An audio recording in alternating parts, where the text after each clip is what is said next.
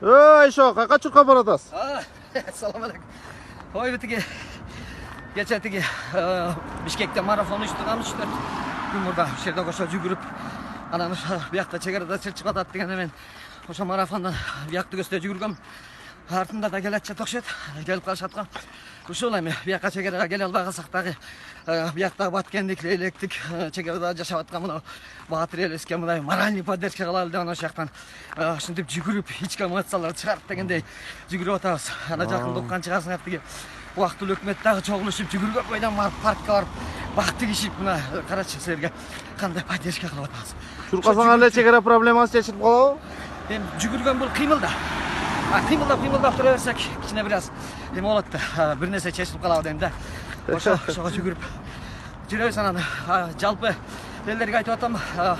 Кече убактылуу өкмөт аябай жакшы үлгү көрсөттү. Бакты киш керек экен. Азыр элдердин баарын чакырам, барып туруп ошол батке Лейлектеги чегарага барабыз да баарыбыз колубуз бошогон кез келип бирден бак тиксек, көптү көрсө көл болот дегендей бактарды мындай чегарага тигип салсак, кийин бактар өссө, сонун болуп жыш болуп мындай чегарада өзү тосулуп калат да.